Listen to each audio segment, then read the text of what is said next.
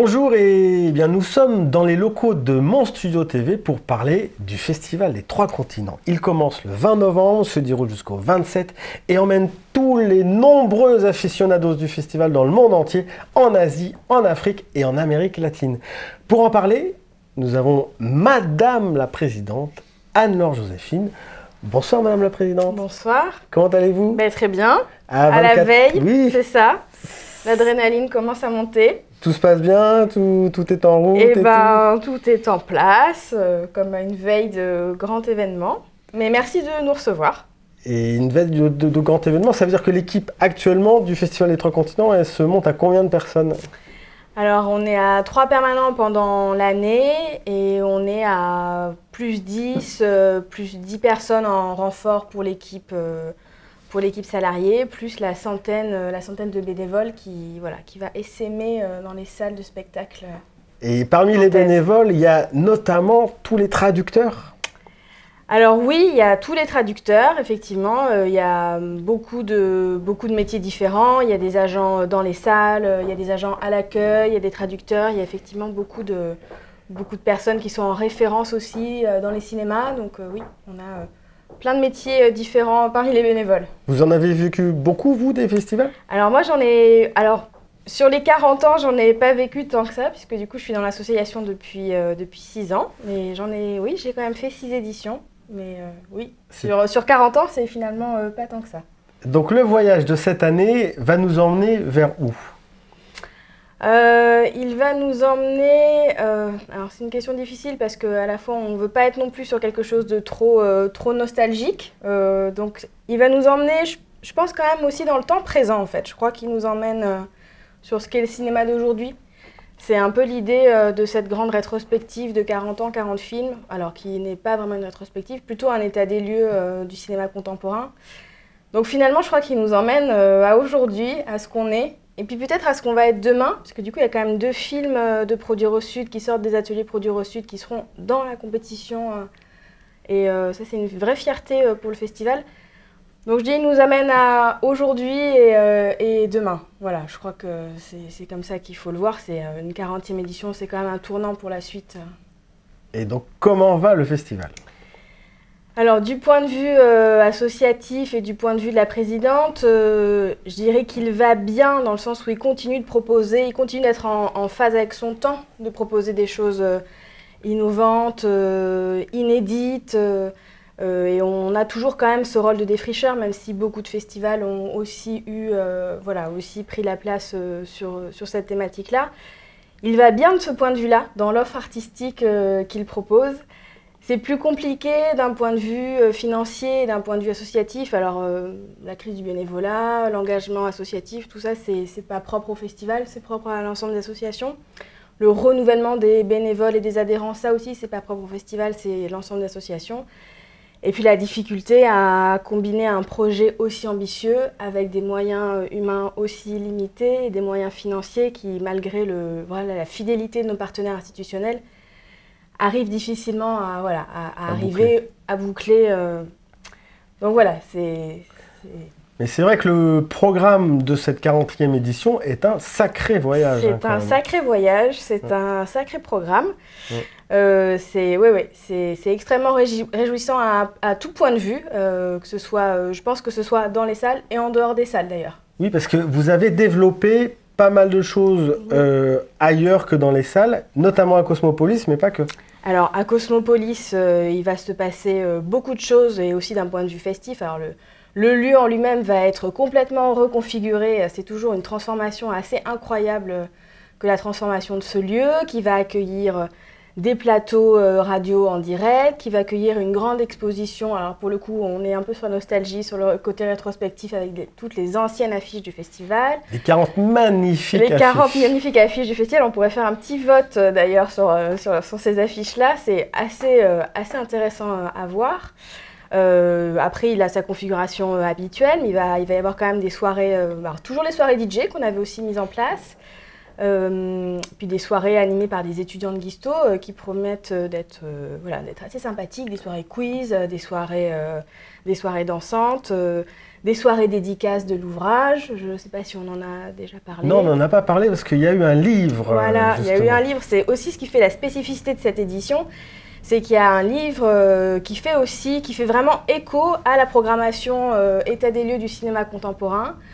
Et qui a été en partie financé par une campagne participative financièrement.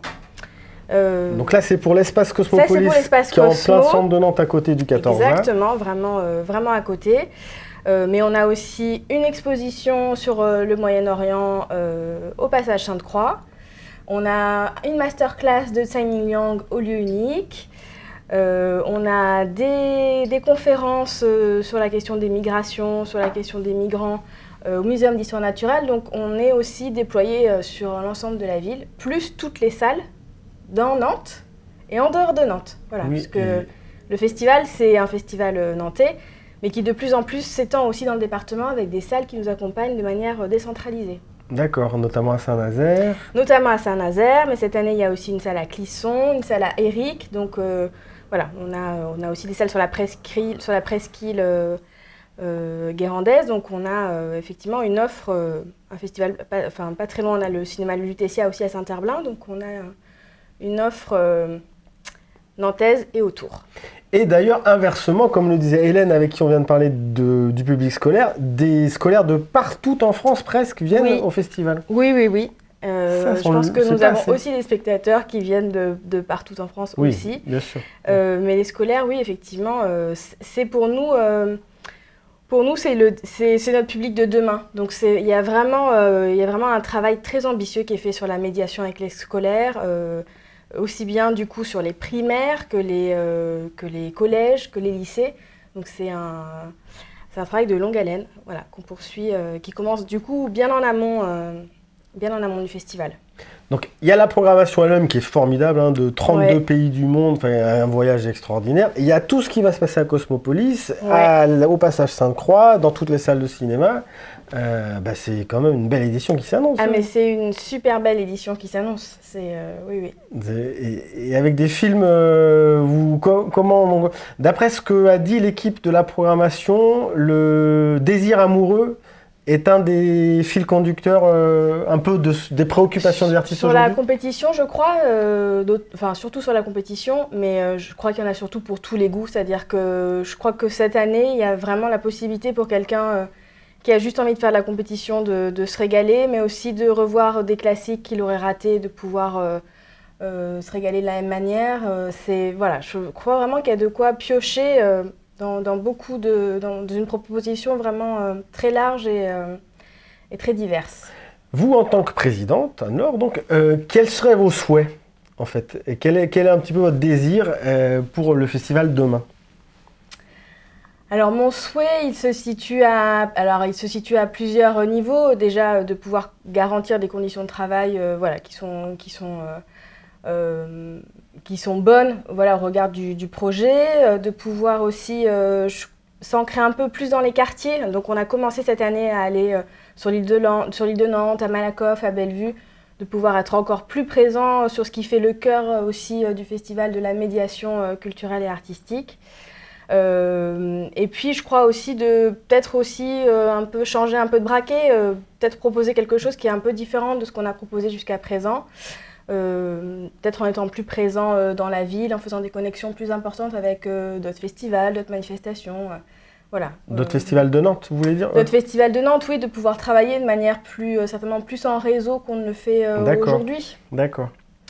L'offre étant importante au niveau culturel sur le territoire nantais, donc il y a sûrement des passerelles à découvrir, et puis rendre aussi nos archives. On a une foultitude d'archives absolument incroyables, dont personne ne profite trop aujourd'hui. On aimerait aussi pouvoir ouvrir ces archives de manière plus large à un public, dans un lieu qui pourrait permettre une consultation. D'accord, un lieu dédié. Plus qu'il ne l'est aujourd'hui. On a notre lieu, mais il est aujourd'hui pas accessible au public. Ce serait intéressant que des chercheurs, des étudiants puissent venir consulter ces archives formidables qu'on a depuis 40 ans.